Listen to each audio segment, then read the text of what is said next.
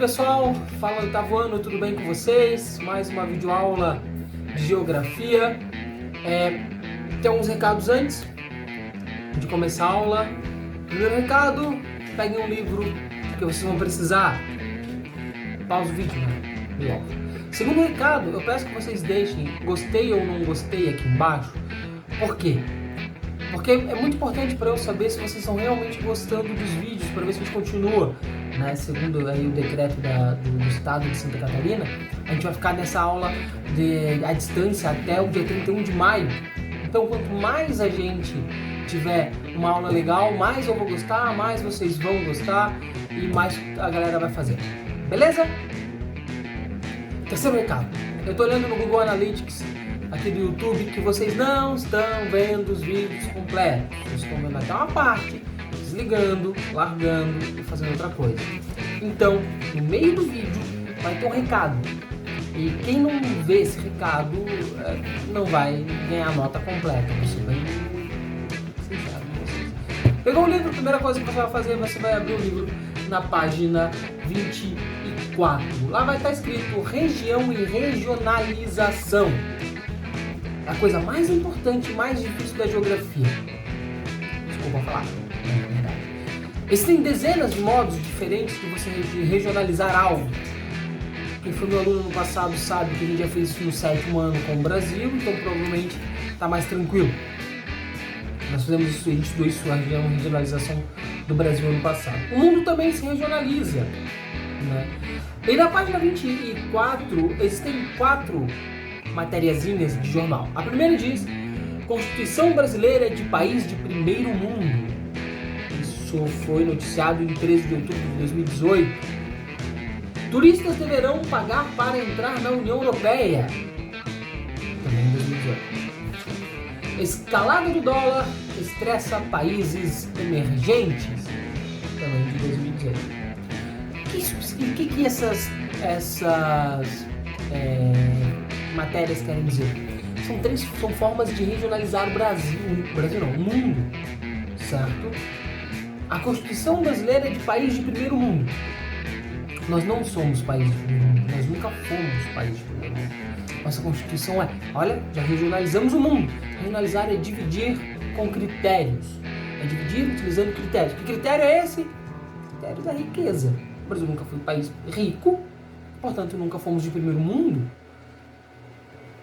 Turistas deverão pagar taxa para entrar na União Europeia. O que é a União Europeia? É uma divisão de países da Europa. Nem todos os países da Europa fazem parte da União Europeia. A Suíça está na Europa e não faz parte da União Europeia.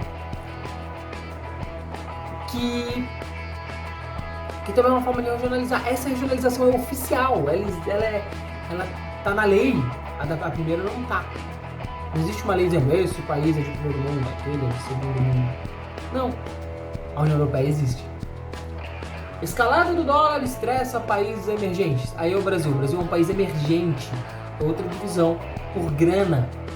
O Brasil é um país emergente. Não é rico, não é pobre, é emergente. Está saindo da pobreza.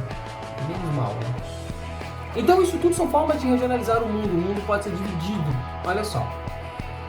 Acompanhe a leitura do livro comigo. Página 24. Há diferentes formas de regionalizar o espaço mundial.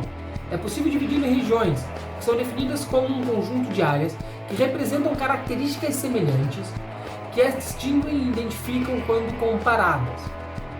Existem diversos critérios para regionalizar o espaço geográfico, como tipos de clima, renda, população, idiomas falados, grupos étnicos, entre outros. O critério ele é utilizado pela pessoa que quer dividir. Eu quero comparar o mundo como o quê? Riqueza, grupos étnicos, língua, natureza. Olha, a natureza do Brasil ela é muito parecida com a natureza do centro da África.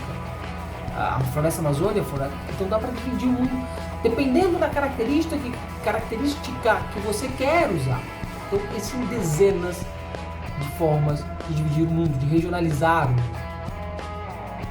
O estudo por regiões pode ajudar a compreender um fenômeno se distribuir no espaço ou estudar características comuns de determinada área, sendo muito utilizado por órgãos governamentais, institutos de pesquisa, universidades, gente, etc. com o objetivo de orientar o planejamento de políticas públicas e divulgar dados e informações. Uma das coisas que eu acho muito legal, eu vou tentar trazer isso para o nosso dia a dia, é a questão do coronavírus. O coronavírus, se nós regionalizarmos o mundo, dependendo da forma que nós regionalizarmos o mundo, a gente nota padrões de desenvolvimento da doença. Nós notamos muito mais mortes em países frios do que países quentes. Ou seja, nós dividimos o mundo, regionalizamos o mundo por clima, e baseado na regionalização do mundo por clima, nós entendemos o comportamento de uma doença. Você não vê um número elevadíssimo de mortes por coronavírus na África.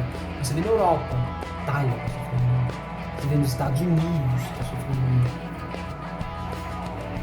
Nós podemos dividir o mundo por idade e conhecer também os fenômenos do coronavírus. Países com pessoas mais velhas, o coronavírus está matando mais. Olha só, eu estou usando a regionalização do mundo para tentar entender um problema para depois resolver esse problema. Então a regionalização é extremamente importante se você usar o critério correto e os dados corretos. Página 25. Tem esse exato mapa aqui. Olha que bonitinho. Né? Vou ter aqui. É importante destacar que a região não é homogênea. Se eu dividir, botar, por exemplo, olha, na Itália a expectativa de vida é de 90 anos. Não é na Itália inteira. No sul da Itália é menos, no norte da Itália talvez seja mais. No Brasil, a qualidade de vida no Brasil é média. O Brasil entraria numa regionalização de qualidade de vida, numa regionalização média. IDH, lembra que a gente estudou há umas semanas antes da pandemia? Lembrem do IDH? O IDH de países. O IDH do Brasil é um IDH alto. Só que se nós olharmos, por exemplo, para um estado como o Maranhão, o IDH do Maranhão é baixo. Se nós olharmos para Santa Catarina, o IDH da Santa Catarina é muito alto. Ou seja, a regionalização não demonstra 100% muito bonitinho, tá? Isso levaria a uma explicação muito mais complexa. Mas você já consegue entender o país. O Brasil é médio. Ou seja, tem regiões de alta, tem regiões de baixa. A gente está na média. Você olha para a Noruega. Noruega é muito alto, é altíssimo, é o maior do mundo. A gente não vai achar IDH baixo na Noruega. Então a gente consegue olhar isso bem. Esse mapa aqui, ele divide o mundo por regiões, por religiões. Regiões por religiões. É sacanagem usar religião. Se você notar, várias das partes estão listradas. Isso mostra que há uma divisão religiosa nessas regiões. Eu não sei exatamente em que local está cada parte do país. Tem, sei lá, aqui na África, as religiões animistas e os católicos. Eu não sei exatamente, eu não consigo olhar, mas eu sei que nessa região aqui tem os dois, nessa região aqui tem os dois, nessa região aqui tem os animistas e os muçulmanos. Viu? Entender religião é fácil. Eu consigo entender vários conflitos e guerras aqui, só de olhar esse mapa. Guerras religiosas, entendeu? Nós olhamos aqui no Brasil as religiões animistas, que são religiões antigas, tipo religiões indígenas, por exemplo. E a outra parte do Brasil é de católicos romanos. Quer dizer que não tem outra religião? Tem. Religiões africanas, tem os cristãos evangélicos, tem os budistas, tem muito judeu.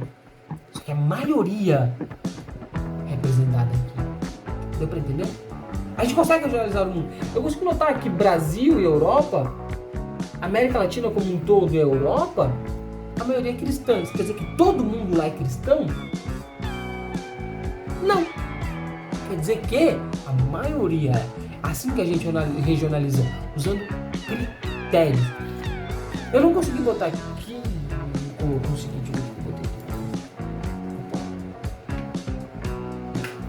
eu não consegui botar aqui o mapa, o outro mapa da página 25. Ficou muito ruim de recortar e tal.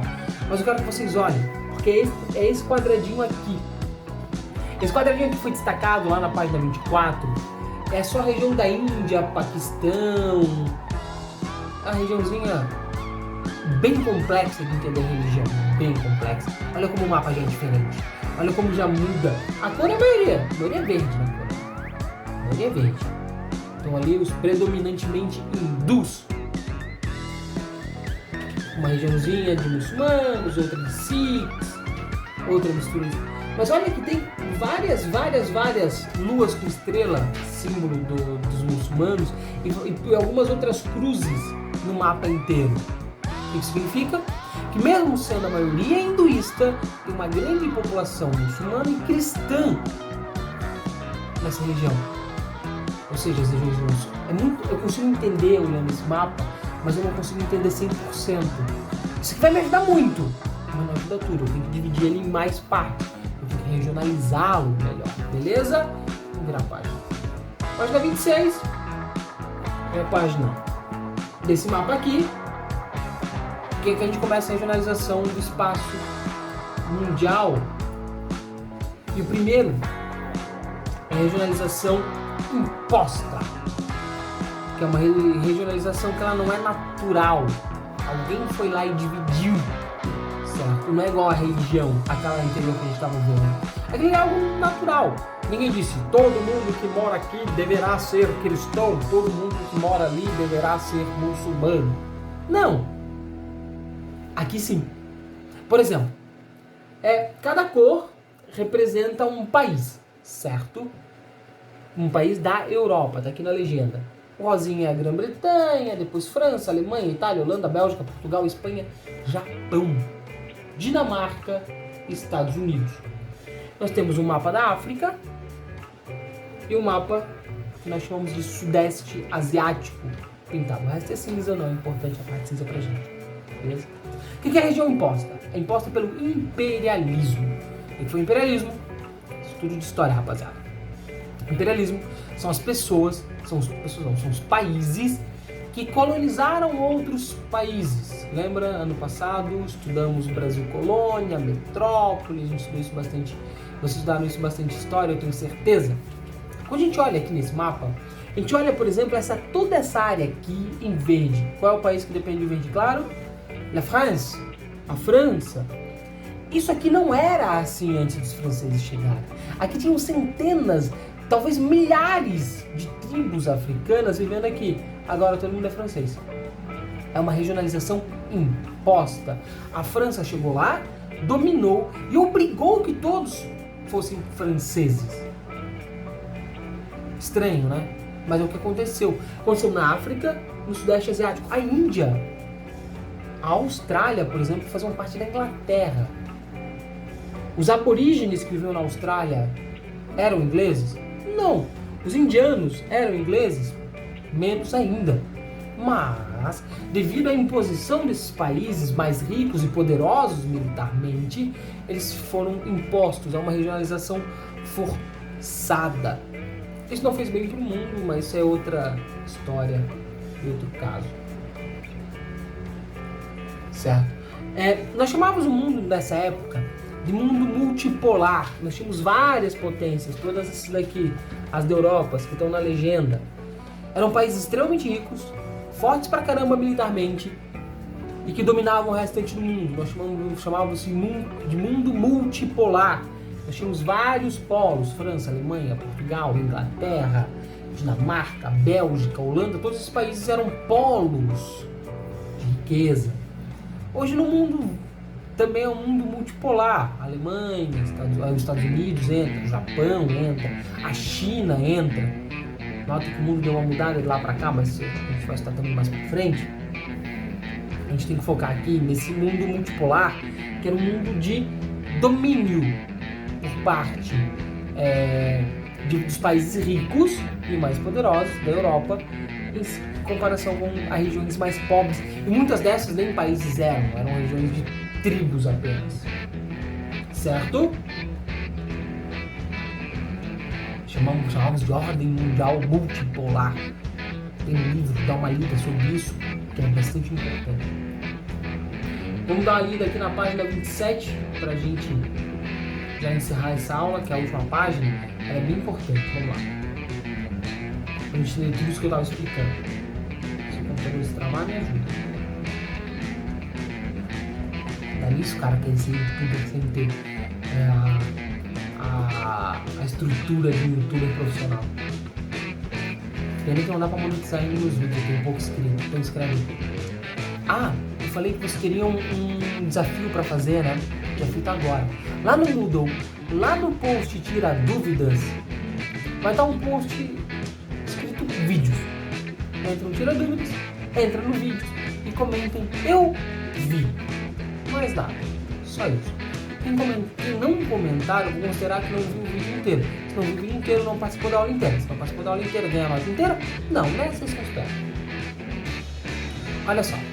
Com a crescente industrialização, as potências mundiais passaram a buscar mercados externos para escoar produtos e obter matéria-prima, energia e mão de obra barata.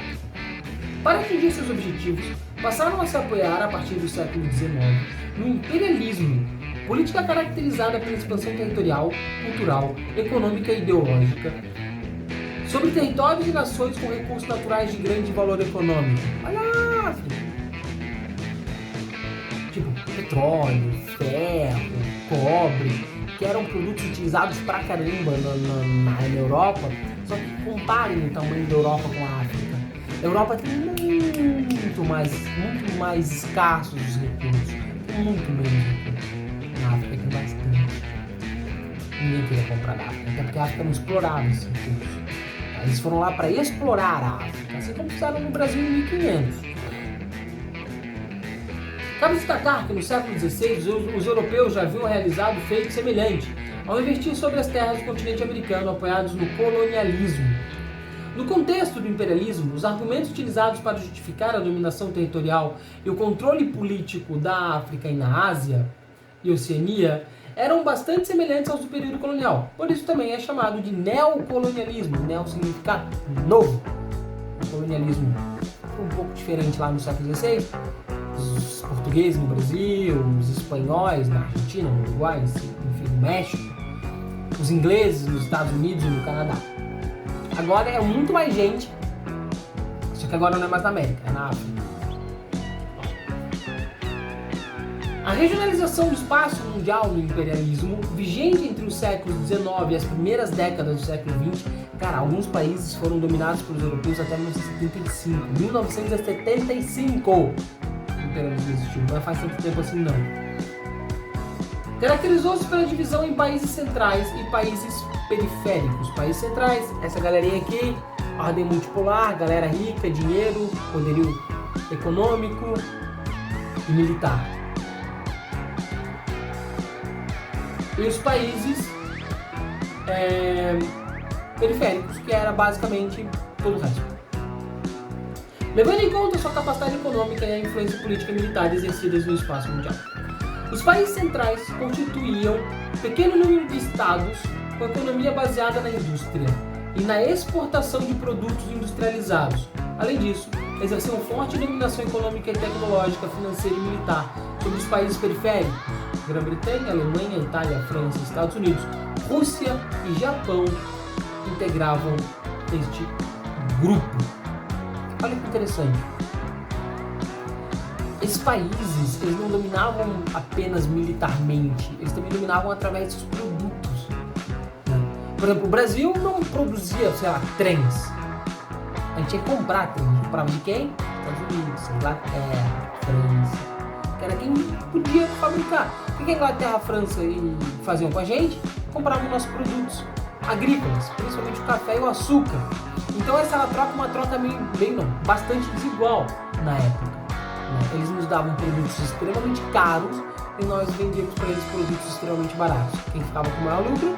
Eles. Isso não é ruim também, né?